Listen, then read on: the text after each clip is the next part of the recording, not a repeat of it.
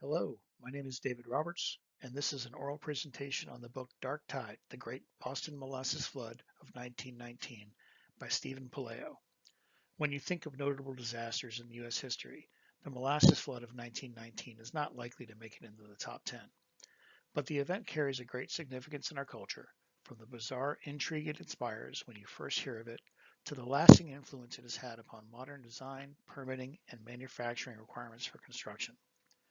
The disaster occurred on January 15, 1919. However, the ordeal spans an entire decade. The story begins in 1915 in the industrious port city of Boston, Massachusetts, in a part of town known as North End on Boston Harbor. Once a town of aristocrats, North End, Boston had been transformed to a congested, densely populated, working class town through unprecedented immigration in the late 19th and early 20th century. Commerce and industry moved about Boston by sail and steam-powered ships in the harbor, while the city streets were dominated by horse-drawn carriage, the new motorized vehicle, and railroad. 1915 was also a time of war, as World War I raged in Europe. With it, the booming business of supplying artillery and explosives to Allied forces. Alas, I introduced the U.S. Industrial Alcohol Company, which through the process of distilling molasses created ethyl alcohol used primarily for domestic lighting, heating, and medical applications.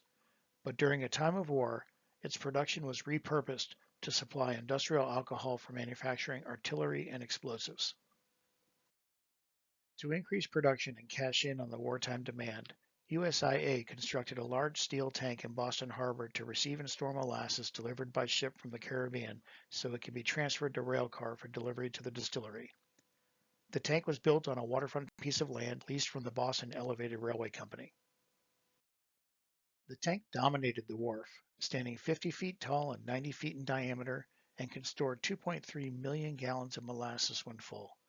Construction of the tank was rushed, built in just over 2 months' time, without the need for a building permit, without proper engineering controls and oversight, and placed into operation without adequate testing. The result was a tank that leaked molasses from the very first fill. So badly, in fact, that local kids would bring buckets to fill with molasses from the leaks running down the tank's riveted steel seams. Despite the warning signs, USIA did nothing to show concern over the tank's structural integrity and the potential risk it posed to the public, though at one point they did paint the tank brown so that the leakage was not so obvious to passersby. It was at around noon on January 15, 1919, that the five-story molasses tank at nearly full capacity burst, sending a tsunami of molasses rushing through North End, carrying with it tons of steel from the tank to slice through the neighborhood. The molasses wave reached second floors and rooftops of nearby buildings, blowing out windows and sweeping away most everything in its path, including horse-drawn carriages, freight cars, and people. It destroyed nearby buildings and the elevated railroad, flooding homes and businesses, drowning and suffocating victims. In total, 21 people were killed and more than 120 were injured. The disaster led to the biggest lawsuit in Massachusetts history, in which expert witnesses argued theories as to why the tank burst, which included sabotage, fermentation, material flaws, and shoddy construction.